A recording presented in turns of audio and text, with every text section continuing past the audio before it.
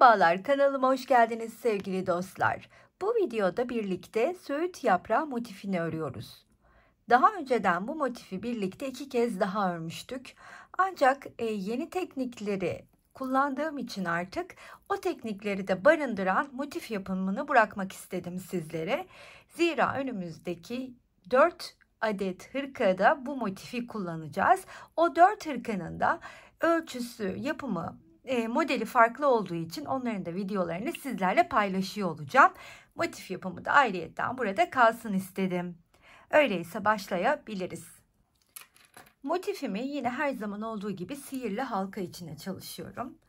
Eğer artık sihirli halkayı iyicene sıkı yapıp sağlam örebiliyorsanız bir kere dolamanız yeterli. Ama henüz yeni başladıysanız ve ilk kez örüyorsanız mutlaka parmağınıza 2 kere dolayın derim.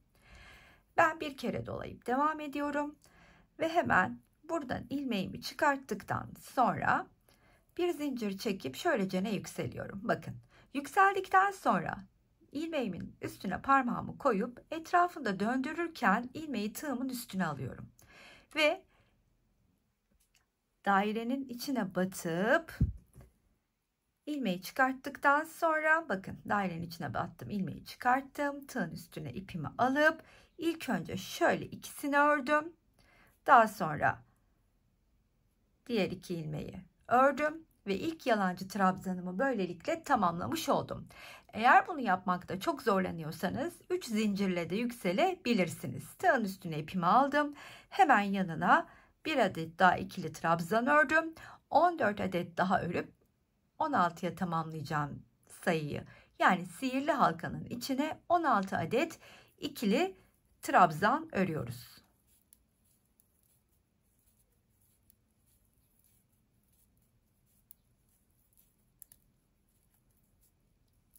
Sonuncu trabzanı da ördükten sonra daireyi şöyle kapatıp iyicene de ortasını sıkıştırıyorum ve ilk örmüş olduğum ikili trabzanın tepesine batarken arkadan gelen ilmeği de tığımın üstüne alıyorum ve aradan ilmeğimi çıkartıp kaydırma yöntemiyle o ilmeğin üstüne gelmiş oldum. Şimdi burada ise hemen yine bir zincir çekip yalancı trabzanla yükseliyorum. Bir kez daha birlikte detaylı yapalım. İlmeği yükselttim. Döndürürken ilmeği tığın üstüne aldım. Dibine gelip hemen dibine derken buradaki de trabzanın tepesi olmuş oluyor. Battım. İlmeğimi çıkarttım. Daha sonra ilk olarak bu ve bu ikisini örüyorum. Bakın, arkadan çıkarttım. Daha sonra da bu ikisini örüyorum. Şimdi bu burada dursun. Biz hemen bu ipimizi birlikte gizleyelim. Şöyle ince bir tığımı alıyorum ve bu ipi ilk olarak sırasıyla, bu zaten parçayı ters çevirdim, içe bakan ilmeklerin içinden bir önden bir arkadan şöyle geçirerek saklamaya başlıyorum. Belli bir yere kadar bir öne bir arkaya alarak gizledim. Şimdi şu ilmeğin içinden hemen kaydırıyorum. Aşağıya doğru çekiyorum. Şuradaki trabzanların dibine şöyle bakın, iyicene güzelce, hiç makasla kesmeden, ipimi kısaltmadan uzun haliyle gizliyorum ki yani bu şekilde çalıştığımızda sihirli halkamızın açılması mümkün değildir. Şuradan da bir daha çıktı. Bir kez daha buradan batıp, daha ince tığım yanımda değilmiş. Bununla bir tık zor oldu. Şöyle bakın, sapasağlam gizledim. Şimdi burada yalancı trabzanla yükselmiştim. Bir de zincir çekiyorum. Tığın üstüne ipimi aldım ve her trabzanın tepesine bir ikili trabzan örmeye başlıyorum. Arada bir zincirle. Bir zincir, sıradaki trabzanın üstüne bir ikili trabzan. Başladığım noktaya kadar aynen devam edelim.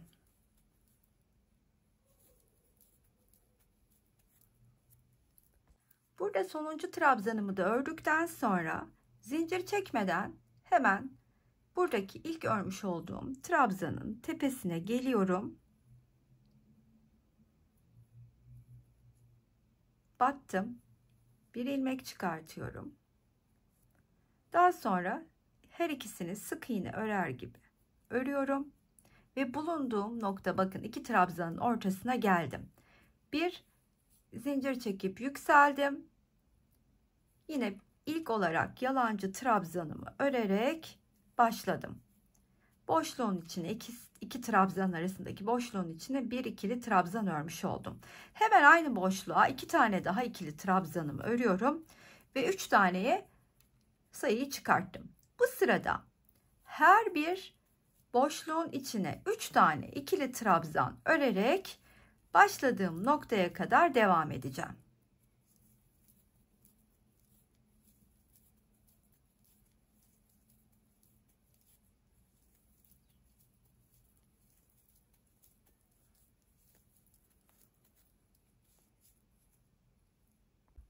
Bu sıranın da sonuna geldiğimde burada ilk örmüş olduğum trabzanın tepesine kaydırma yöntemiyle yine geliyorum. Ve zincir çekeceğimiz sıradayım. Sırasıyla 5, 2, 3, 2, 5 zincirle devam edeceğim. İlk 5 ile başlıyorum. 1, 2, 3, 4 ve 5. Batacağım nokta ise her üçlü grubun ilk trabzanı. Şimdi bakın, bu bunun üstüne battı gibi düşünün. Sanki onun üstünden geldik ya. Şimdi burada da bu üçlü grubun ilkinin tepesine bir sık iğne yapıyorum. Şimdi sıradaki batacağım nokta bu olacak. 2 zincir, hemen onun tepesine geldim. Bu boşluklara yaptığımız üçlü grupların ilk trabzanından söz ediyorum. Bakın şimdi 1, 2, 3 ne yaptım? Buradaki boşluğa geldim. Buradaki kafesin ilk trabzanı. Yani üçlü grubun diyeyim, kafesin değil. Tekrardan 2 zincir, hemen şu boşluktaki üçlü grubun ilk trabzanı. Sırada 5 zincirim var. 1, 2, 3, 4, 5. Buradaki üçlü grubun ilk trabzanı. Sırada 1, 2 zincirim var. Yine buradaki üçlü grubun ilk trabzanı. 1, 2, 3 zincir. Buradaki üçlü grubun ilk trabzanı. Tekrardan 2 zincir. 1, 2. Buradaki üçlü grubun ilk trabzanı. Başladığım noktaya kadar devam edeyim. Bu sıranın sonuna yaklaşırken 2 tane zincirimi çektim ve burada 5 zincir çekmiş olduğum yerin dibine geliyorum. Kaydırarak batıyorum ve bu sırayı böylelikle tamamlamış oldum. Şimdi bulunmuş olduğum nokta, yapacağım ilk yer, bakınız, bu 5 ikili trabzan, 2 zincir, 5 ikili trabzanın olduğu yerdeyim. Ama ben ortaya gelmek ve bakın, şimdi şu beşliği örmeden şu ortaya gelmek istiyorum. İlk bu beşliyle başlayacağım, öreceğim. Dönüşte bu beşliyle de bitireceğim. Amacım bu. Bunun için de zincirlerin içinden kaydırma yapacağım. İlk hemen yanımdaki zincire batıp arasından ilmek kaydırıyorum. 1, 2 tane kaydırdıktan sonra hemen bir sık iğne örerek sabitliyorum ve bir zincir çekip yükseliyorum. Yalancı trabzanımı öreceğim ilk olarak. Sonra yanına 4 tane de ikili trabzan örüp sayımı 5 yapmış olacağım. 2, 3, 4 ve 5. Bakın, köşedeki ilk 5'i örmüş olduk böylelikle. Hemen şu 2 zincir çektiğim yere batıp bir sık iğne örüyorum.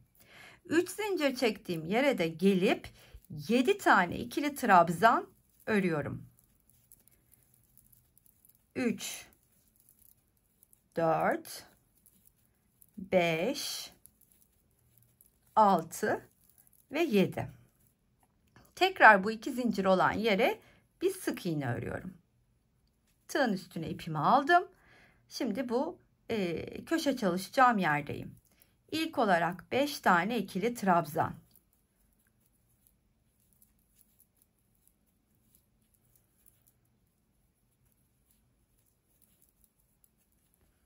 Arada 2 zincir. Ve aynı boşluğun içine 5 tane ikili trabzan daha.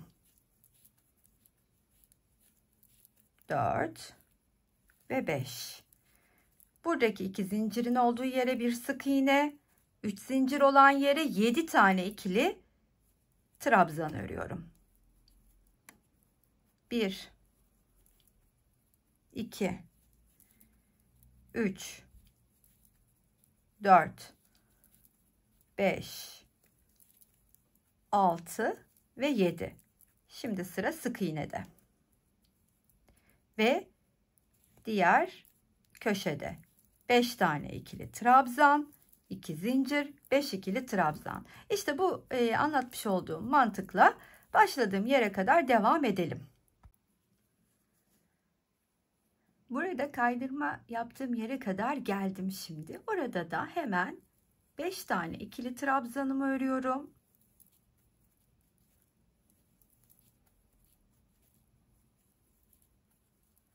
Dört oldu. Bu da 5. Bakın o kaydırma yaparken zincir çektiğimiz yer tamamıyla altında kalmış oldu. Şimdi burada da 2 zincir çekip buradaki trabzanın tepesine kaydırmayla geldim. Şöyle göstereyim. Gayet muntazam ilerliyor. Artık zincirleri çekeceğimiz yerdeyiz. Şimdi bu zincirleri çekerken de şu şekilde hemen göstermek istiyorum. Burada ilk olarak çekeceğim zincir sayım 4 3 3 4 diye ilerliyor. 1 2 3 4. 4 zincirimi çektim. Tığın üstüne ipimi aldım. Burada sık iğneli olan bakın ördüğüm kısma batıyorum ve bir ikili trabzan örüyorum. Şimdi sırada 3 zincirim var. Burada da 7 tane zincir örmüştüm. İkili trabzan örmüştüm. 1 2 3 4'e batıyorum. Bir sık iğne örüyorum.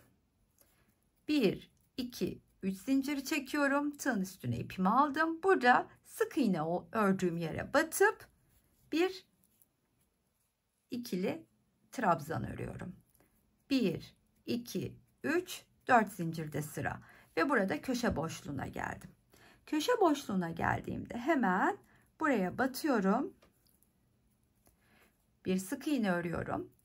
1 2 3 zincir çekip aynı köşe boşluğunun içine bir sık iğne daha örüyorum.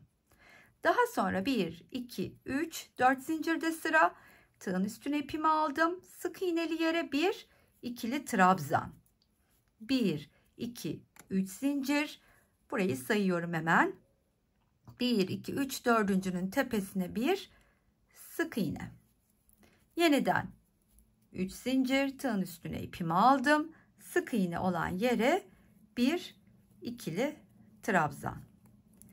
4 zincirde sıra ve köşeye geldim. Bir sık iğne ördüm. 3 zincirimi çekiyorum. Aynı köşenin içine bir sık iğne daha örüyorum. Daha sonra 1 2 3 4 zincirimi çektim. Tığın üstüne ipimi aldım. Başladığım noktaya kadar da bu mantıkla devam ediyorum. Sonuna kadar geldiğimde bakın şimdi. Burada zincir bu köşeye gelmiş. Burada zincirle 4 zincirle başlamıştım ya. Bu köşede şöyle bakın yapabiliriz. Geldim. Sık iğnemi ördüm. 3 zincirimi çektim. Ve burada başladığım noktaya kaydırma yöntemiyle gelip hemen bu kısmın içine 5 tane, işte 5 buraya, 4 buraya, 4 buraya, 5 buraya gibi, bakın aynı şuradaki gibi 5 4 4 5 5 4 4 bu şekilde doldurabilirim. O şekilde de gayet güzel ilerleyebiliriz ama ben her zaman köşede kalmayı, ya ortada kalmaktansa köşeye de kalmayı tercih ettiğim için bakın şurada şöyle bir trik vereceğim size. Bu önemli. Buna dikkat ederseniz siz de hep köşede kalarak ilerlersiniz. Ortada kalmayı sevmiyorum çünkü. Geldim buraya. Sık iğnemi yaptım. Tığın üstüne ipimi alıyorum. Ve aynı boşluğun içine batıp bakın şöyle uzuncana bir ikili trabzan örüyorum. Aslında bakın şurada oluşturduğum boşluk benim adeta şuralarda yaptığım köşe boşluğunun sahtesi gibi olacak. Nasıl olacak? Bu kısma geldim. Artık ne yapacaktım? Bir üste çıktığımda şu köşedeki 2 tane ikili trabzana. Hemen geldim. Boşluğun içine battım. Bir sık iğne ördüm. Daha sonra yükseldim. Etrafında döndürüp tığımın üstüne aldım. Aynı boşluğun içine battım. İlmeğimi çıkardım. 1, 2. Bakın. İlk yalancı trabzanımı ördüm. Hemen yanına bir tane daha örüyorum. 1, 2. Ve yandaki boşluğa geçiyorum. Bu boşluğun içine de 5 tane ikili trabzanımı örüyorum.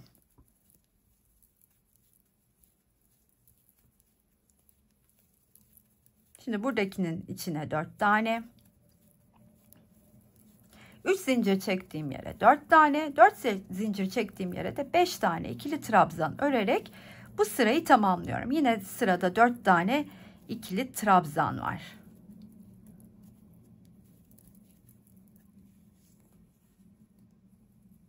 Beşli de sıra.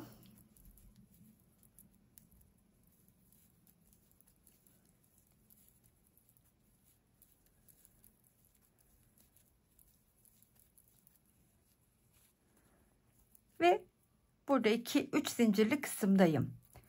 1, 2, 2 tane ikili trabzan. 1, 2, 2 tane zincirimi çektim. Aynı boşluğun içine 2 tane daha ikili trabzanımı örüp köşemi tamamlıyorum. 4 zincir çektiğim yere geldim. 5 tane ikili trabzanımı örüyorum.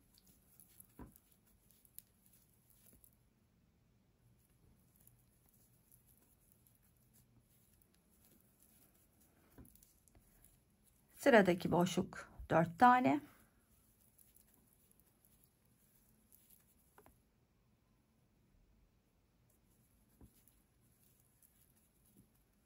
Yeniden 4 tane.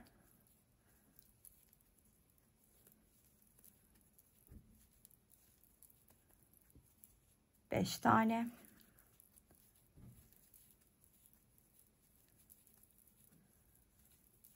Ve köşedeyim. 2 tane ikili trabzan, 2 zincir, 2 tane ikili trabzan. Şimdi şöyle hemen size göstereceğim ne kadar muntazam ve düzgün ilerlediğini görmeniz açısından. Şöyle bakınız. Şimdi şurayı da göstereceğim. Burası 2 tane ikili trabzanla şu anda bizi bekliyor. Dönüşte burayı da düzeltip gayet düzgün ilerleyen bir motif elde etmiş olacağız. Başladığım yerde buluşalım.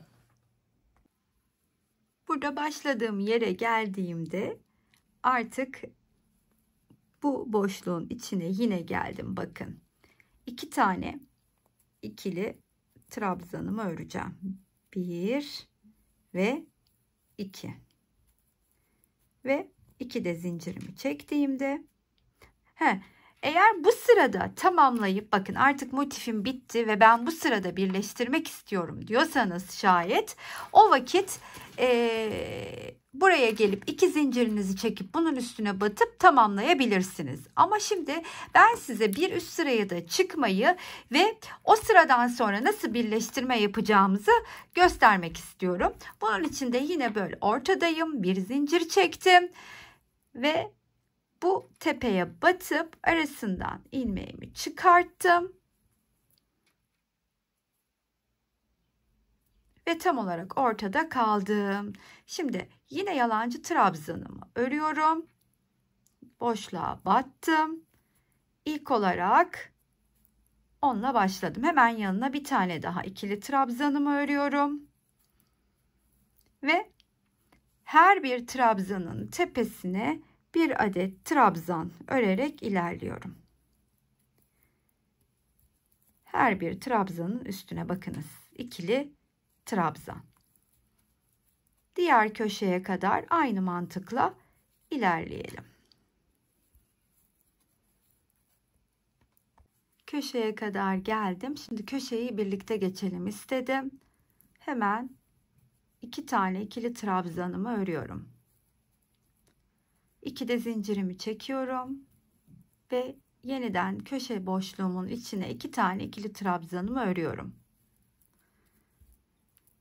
Ve ikili trabzanların tepesine aynen ikili trabzanlarımı da örmeye devam ediyorum başladığım noktaya kadar. Şimdi tamamlayalım.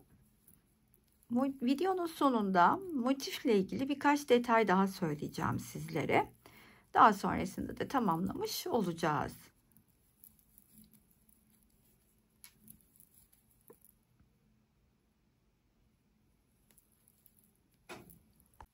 Başladığım yere tam olarak geldim. Buradaki köşedeki diğer ikili grubu da örüyorum. 2 zincirimi çekip hemen buradaki ilk görmüş olduğum trabzanın tepesine batarak kaydırma yöntemiyle arasından şöyle geçirip ipimi keseceğim.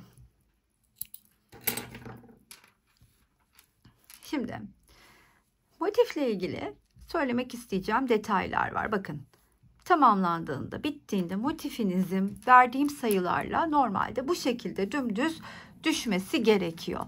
Lakin ortada kabarma, kasma, marullanma gibi şeyler olduysa eğer, burada sayılarda demek ki benim sayılarım sizin elinize uymamış demektir. Minik oynamalar yapabilirsiniz. Özellikle aradaki zincir sayıları sıkıntı çıkartıyor olabilir.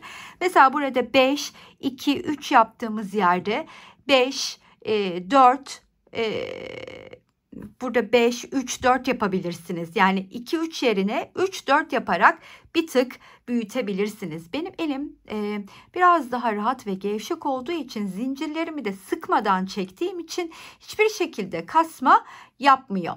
Yani orada sıkıntı yaşama ihtimaliniz çok yüksek. Bu detayı ondan vermek istedim.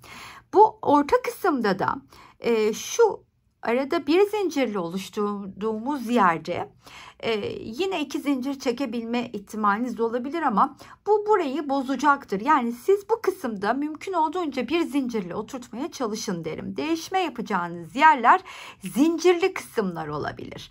Yani burada işte 4 3 yapmıştık. 5 4 yapabilirsiniz. Baktınız ki kasıyor. 5 4 yapabilirsiniz gibi. Umarım anlaşılır ve net bir video olmuştur sizler için. Tabii ki şimdi size hemen ölçüsünü vereceğim. Bu arada ben yarn cins kullandım ve 3 milim tığ ile ördüm. Bu benim genelde standart olarak kullandığım tığ numarası 4 mevsim koton iplerde. Ama an geliyor çok salaş ve dökümlü bir hırka isteniyorsa 3,5 kullanabiliyorum.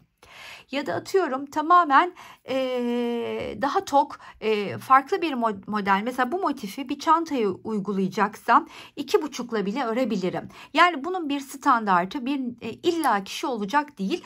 Tığı da elime göre de ipime göre de çok fazla değiştiriyorum. Bunu siz de yapmalısınız.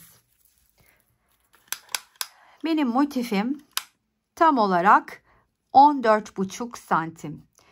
Şu anda bu motif kaydırma yöntemi birleştirmeli, yani iğne ardı dediğimiz teknikle birleştirmeye hazır. Ya da çok büyük bir hırka örecekseniz, 44 beden üstü bir hırka örecekseniz yine bu halde bu kadar örebilirsiniz ki ben motiflerimi şu anda şöyle biriktirdim. Yani üstündeki şu sırayı örmedim, son sırayı, çünkü ben farklı bir teknikle birleştireceğim yapacağım sıradaki 4 hırkayı. Ama siz belki farklı bir model hırkada uygulayacaksınız. Bunu böylece alıp iğne ardı tekniğine ya da son sırasında sık iğneli birleştirme tekniklerime bakarak faydalanabilirsiniz. Umarım hoşunuza gitmiştir. Beğeni ve yorumlarınızı esirgemezseniz beni mutlu edersiniz. Hala abone değilseniz abone olmayı unutmayınız efendim. kalp de kondurmadan geçerseniz beni üzersiniz. Buraya kadar izleyen herkese teşekkür ediyorum. Sıradaki videolarda görüşmek üzere. Hoşça kalın arkadaşlar.